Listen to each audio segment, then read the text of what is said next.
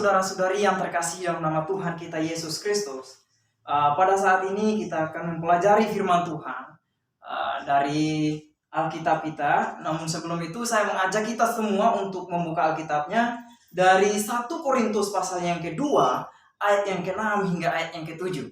1 Korintus pasal yang kedua, ayat 6 hingga ayat yang ke-7. Kalau Bapak Ibu saudara-saudari sudah menemukannya, saya akan membacakannya untuk kita. Sesungguh pun demikian kami memberitakan hikmat di kalangan mereka yang telah matang, yaitu hikmat yang bukan dari dunia ini dan yang bukan dari penguasa-penguasa dunia ini, yaitu penguasa-penguasa yang akan ditiadakan. Tetapi yang kami beritakan ialah hikmat Allah yang tersembunyi dan rahasia, yang sebelum dunia dijadikan telah disediakan Allah bagi kemuliaan kita. Kita berdoa. Bapa di surga, kami anak-anak Tuhan sangat mengucap syukur di mana pada saat hari ini kami dapat merenungkan kebenaran firman-Mu ya Tuhan. Tolong kami berikan hikmat-Mu bagi kami sehingga kami dapat mengerti dengan baik apa maksud firman-Mu ya Tuhan. Bapa di surga, inilah doa kami. Di dalam nama Tuhan Yesus kami telah berdoa dan mengucap syukur. Amin. Bapak, Ibu, saudara-saudari yang terkasih dalam nama Tuhan kita Yesus Kristus. Baru saja kita membaca perikop dari 1 Korintus pasal yang kedua, ayat 6 hingga ayat yang ke-7. Kalau kita lihat perikop ini mengenai hikmat. Dan tema kita pada malam hari ini yaitu hal pengajaran Alkitab mengenai hikmat. Bapak, Ibu, saudara-saudari yang terkasih dalam nama Tuhan. Kalau kita lihat di dunia ini banyak orang yang mengatakan bahwa dirinya adalah orang yang paling berhikmat. Bahkan kalau ketika kita bertemu dengan teman kita dan kita salah berbicara seperti itu, salah berbicara dengan teman kita, maka orang akan mengatakan, kamu ini bukan orang yang seperti orang yang berhikmat. Kenapa dia mengatakan seperti itu? Mungkin saja dia menganggap diri bahwa dia adalah orang yang paling berhikmat. Tetapi dalam satu ketika sikap dia, kalau kita lihat, itu tidak menunjukkan bahwa dia adalah orang yang berhikmat. Kenapa demikian? Apakah hikmat yang dia pakai itu salah? Apakah dianya yang salah atau bagaimana? Oleh karena itu, Bapak, Ibu, saudara-saudari yang terkasih dalam nama Tuhan, yang perlu kita tahu bahwa di dalam dunia ini ada dua hikmat yang saling bertentangan. Nah, hikmat apakah itu, saudara-saudari? Hikmat apakah itu? Dan yang manakah yang patut kita pakai dan manakah yang patut kita aplikasikan dalam setiap kehidupan kita. Oleh karena itu, kita akan selidiki hikmat yang manakah yang digambarkan oleh Alkitab yang patut kita pakai dan yang patut kita buang. Poin yang pertama yaitu hikmat Allah. Hikmat Allah, Bapak, Ibu, saudara-saudari. Hikmat Allah merupakan hikmat yang bersifat kekal, hikmat yang dapat menuntun kita ke jalan yang benar dan menuntun kita untuk memperoleh jalan keselamatan. Hikmat Tuhan itu, saudara-saudari. Nah, kalau kita lihat dalam surat Yakobus pasal yang ke-3 ayat yang ke-17, di situ dapat menuntun kita merubah pola kita dan sikap kita. Bapak, Ibu, saudara-saudariku yang terkasih dalam nama Tuhan, di dalam Yakobus pasal 3 ayat yang ke-17, di situ menyatakan hikmat Tuhan itu murni. Hikmat Tuhan itu murni dalam arti murni, dia memimpin kita ke jalan yang benar, hikmat yang benar. Yang intinya adalah murni adalah hikmat yang paling benar, hikmat di atas segala hikmat. Itu adalah hikmat Tuhan, saudara-saudari. Bapak, Ibu, saudara-saudariku yang terkasih dalam nama Tuhan kita Yesus Kristus. Kenapa Rasul Paulus dalam suratnya kepada jemaat Korintus ini, dia memakai hikmat. Dia memakai kata hikmat. Nah, karena itu Rasul Paulus ketika pergi ke jemaat atau ketika menulis kebenaran firman Tuhan untuk jemaat di Korintus, dia menuliskannya dengan hikmat Tuhan. Bukan menggunakan hikmat dia sendiri, saudara-saudari. Oleh karena itulah Paulus mengatakan dalam 1 Korintus pasalnya yang ke-2 ayat 6, ayat 7, ayat 8 dan ayat yang ke-9. Kita akan baca secara bersama-sama dalam hitungan yang ketiga. Sungguh pun demikian, kami memberitakan hikmat di kalangan mereka yang telah matang, yaitu hikmat yang bukan dari dunia ini dan yang bukan dari penguasa-penguasa dunia ini, yaitu penguasa-penguasa yang akan ditiadakan. Tetapi yang kami beritakan ialah hikmat Allah yang tersembunyi dan rahasia, yang sebelum dunia dijadikan telah disediakan Allah bagi kemuliaan kita. Tidak ada dari penguasa dunia ini yang mengenalnya, sebab kalau sekiranya mereka mengenalnya, mereka tidak menyalibkan Tuhan yang mulia. Bapak, Ibu, saudara-saudariku yang terkasih dalam nama Tuhan kita Yesus Kristus. Hikmat ini adalah hikmat Allah atau hikmat yang rohani ini adalah hikmat yang ada dalam diri orang percaya. Hikmat yang ada dalam diri orang percaya. Hikmat yang sudah tertanam dalam diri orang percaya ketika dia bertobat. Ketika dia mau menerima Tuhan. Bapak, Ibu, saudara-saudariku yang terkasih dalam nama Tuhan kita Yesus Kristus. Oleh karena itulah Rasul Paulus mengajar di orang-orang di Korintus dengan memakai hikmat Tuhan. Hikmat yang rohani. Dia membedakan yang harus dia pakai itu adalah hikmat Tuhan, bukan hikmat dia sendiri. Bapak, Ibu, saudara-saudariku yang terkasih dalam nama Tuhan kita Yesus Kristus. Tadi saya sudah katakan untuk kita semua bahwa siapa yang mau mendapatkan hikmat Tuhan ini, dia harus bertobat dan percaya. Ketika kita bertobat dan percaya, Roh Kudus akan mendiami kita sesuai dengan Efesus 1 ayat 13. Ketika Roh Kudus mendiami kita, maka Roh Kudus itulah yang memberikan kita cerah pengertian akan firman Tuhan. Bapak, Ibu, saudara-saudariku yang terkasih dalam nama Tuhan kita Yesus Kristus. Kalau kita lihat dari 1 Korintus pasal 2 ayat 10 sampai 11 dan Kisah Para Rasul 1 ayat 8, coba kita buka Kisah Para Rasul 1. Kisah Para Rasul pasalnya yang pertama ayat 8. Tetapi kamu akan menerima kuasa kalau Roh Kudus turun atas kamu, dan kamu akan menjadi saksiku dari Yerusalem dan di seluruh Yudea dan Samaria dan sampai ke ujung bumi.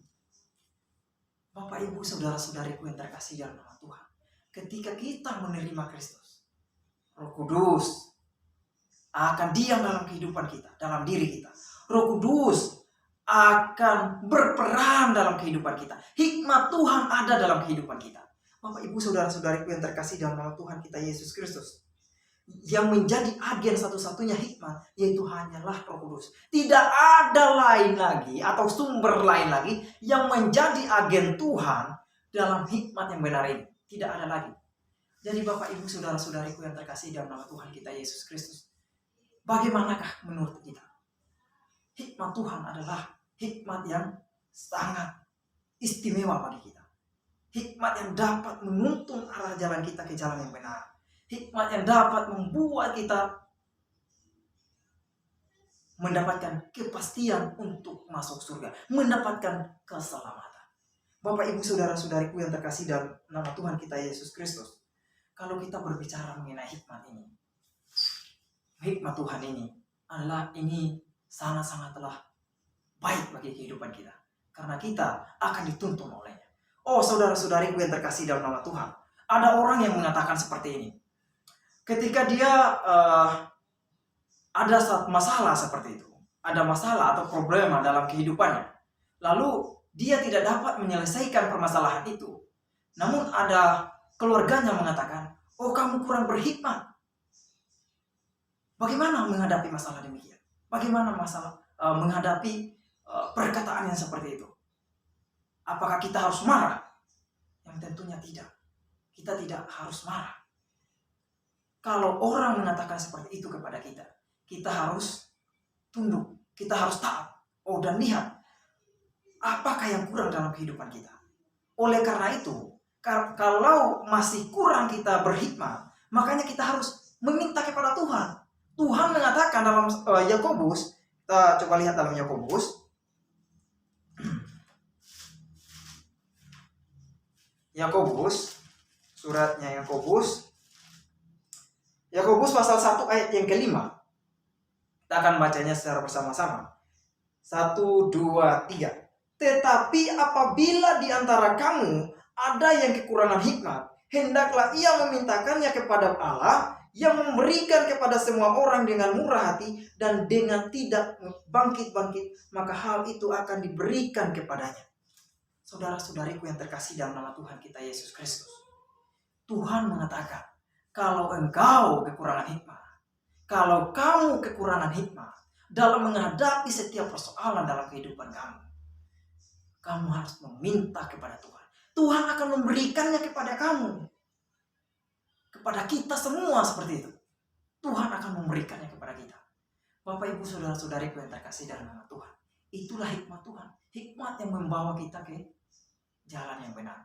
Oleh karena itu kita akan melihat hikmat yang kedua atau poin yang kedua. Karena kita tahu bahwa di dalam dunia ini ada dua hikmat yang sangat bertentangan. Nah, hikmat yang kedua yaitu hikmat dunia. Hikmat dunia. Coba kita lihat dalam Yakobus pasal 3 ayat 14 sampai 15. Yakobus pasal 3 ayat 14 hingga 15. Saya akan membacakannya untuk kita. Jika kamu menaruh perasaan iri hati dan kamu mementingkan diri sendiri, janganlah kamu memegahkan diri dan janganlah berdusta melawan kebenaran.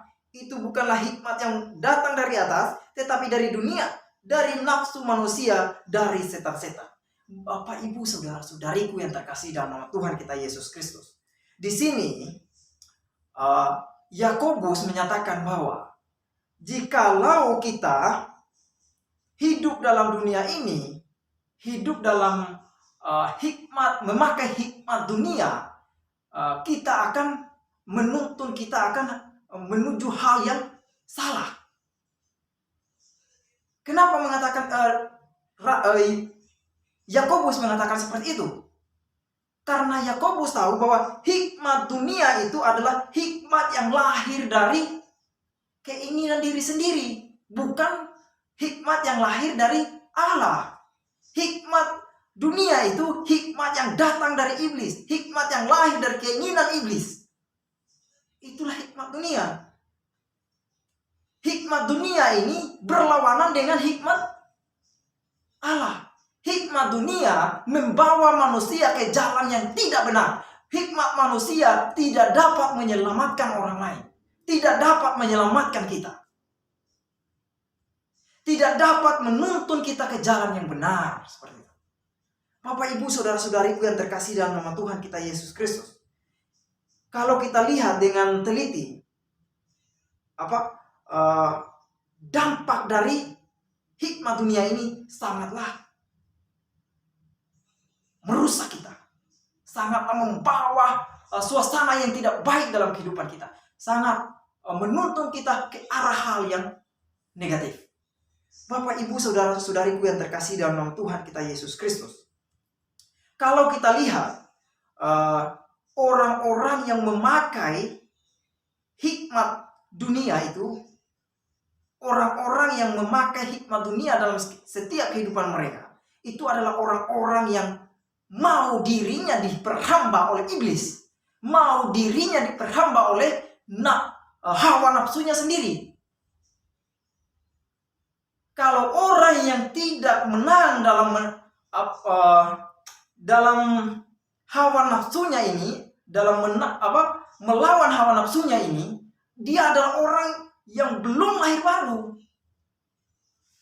Kenapa? Karena orang yang sudah lahir baru, dia dapat menahan hawa nafsunya, menahan keinginan dagingnya, keinginannya untuk memberitakan Injil dengan kekuatannya sendiri, bukan hikmat Tuhan, seperti itu.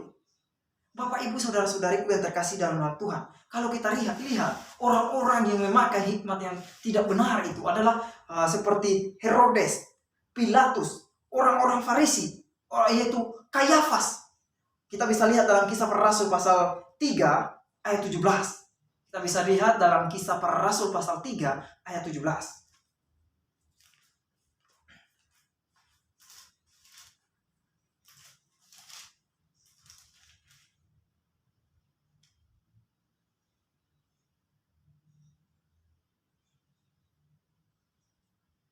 Hai saudara-saudara, aku tahu bahwa kamu telah berbuat demikian karena ketidaktahuan, sama seperti semua pemimpin kamu. Karena ketidaktahuan, mereka ingin melakukan segala sesuatu itu bukan dengan hikmat atau pengetahuan yang dari Tuhan, tetapi dengan keinginan mereka sendiri, kehendak mereka, hasil kesimpulan mereka sendiri. Saudara-saudariku yang terkasih dalam nama Tuhan kita Yesus Kristus, di sini Herodes ini, Kayafas ini, mereka menggunakan hikmat yang dari iblis, sehingga mereka menyalibkan Tuhan Yesus, menyalibkan juru selamat, membunuh, mencari tahu juru selamat ini harus dibinasakan. Tetapi kalau mereka memakai hikmat Tuhan, saudara-saudara, mereka tidak akan membunuh juru selamat, karena mereka tahu bahwa juru selamat itu yang akan menyelamatkan mereka dari dosa mereka.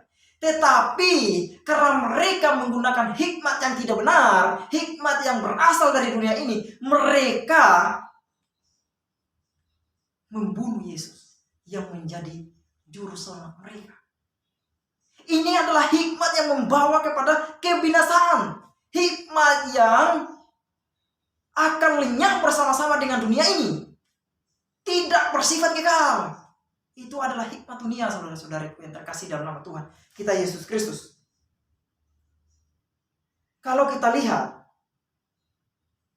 dari aspek hikmat dunia ini adalah hikmat yang bersifat tidak kekal, hikmat yang bodoh. Kenapa? Karena akan memimpin setiap orang ke jalan yang tidak benar. Itu adalah hikmat dunia, tipe dari hikmat dunia. Bapak, Ibu, saudara-saudariku yang terkasih dalam nama Tuhan, kita sudah tahu bahwa ada dua hikmat di dunia ini yang saling bertolak belakang. Dan kita harus memilih mau pakai yang manakah kita, mau mengaplikasikan hikmat yang manakah dalam setiap kehidupan kita. Kalau kita memilih untuk menggunakan hikmat Tuhan, maka Tuhan akan berperan penting dalam setiap kehidupan kita. Kita akan memperoleh jalan keselamatan. Kita akan memperoleh hidup yang benar di hadapan Tuhan dengan memakai hikmat Tuhan. Kita dapat berbicara dengan pola Tuhan, dengan hikmat Tuhan kepada orang lain, memberitakan Injil dengan hikmat Tuhan. Bapak, Ibu, saudara-saudariku yang terkasih dalam nama Tuhan kita Yesus Kristus. Tetapi jikalau kita menggunakan hikmat dunia ini, kita akan binasa dengan dunia ini. Dimana kalau dunia ini akan binasa, dan hikmat itu pun akan ikut binasa dengan dunia ini. Hikmat dunia itu tidak bersifat kekal. Hikmat dunia itu bodoh. Oleh karena itu, Bapak, Ibu, saudara-saudariku yang terkasih dalam nama Tuhan, pilihlah mau hidup melalui hikmat yang manakah, mengaplikasikan hikmat yang manakah dalam setiap kehidupan kita, supaya kita dapat hidup dengan bijaksana, dengan penuh hikmat yang berasal dari Tuhan. Bapak, Ibu, saudara-saudariku yang terkasih dalam nama Tuhan kita Yesus Kristus, inilah aplikasi firman Tuhan dalam setiap kehidupan kita. Jangan kita menganggap remeh bahwa firman ini tidak berguna bagi kita. Tetapi kita harus meneliti firman Tuhan. Dan kita harus memakai hikmat Tuhan dalam meneliti firman Tuhan. Supaya kita menjadi orang yang berhikmat. Orang yang penuh hikmat dari Tuhan. Bukan lagi orang yang penuh dengan hikmat dunia ini. Inilah kedua perbedaan hikmat Allah dan hikmat dunia. Oke, baik. Sampai di sini firman Tuhan pada malam hari ini. Semoga dengan firman Tuhan ini kita dapat bertumbuh dan kita akan tahu hikmat mana yang harus kita gunakan dalam setiap kehidupan kita. Mari kita berdoa. Bapa di surga, kami anak-anak Tuhan kembali mengucap syukur. Pada malam hari ini kami diingatkan kembali bahwa kami harus memilih hikmat yang manakah yang patut kami gunakan dalam setiap kehidupan kami. Apakah hikmat dunia atau hikmat Allah? Yang terutama bagi kami Tuhan, kami harus memakai hikmat dunia karena kami adalah anak-anak-Mu. Karena kami adalah orang-orang yang dipakai oleh Engkau dan harus memberitakan dengan hikmat Engkau kebenaran firman-Mu ya Tuhan. Bapa di surga, inilah doa kami. Di dalam nama Tuhan Yesus kami telah berdoa dan mengucap syukur. Amin. Maranatha.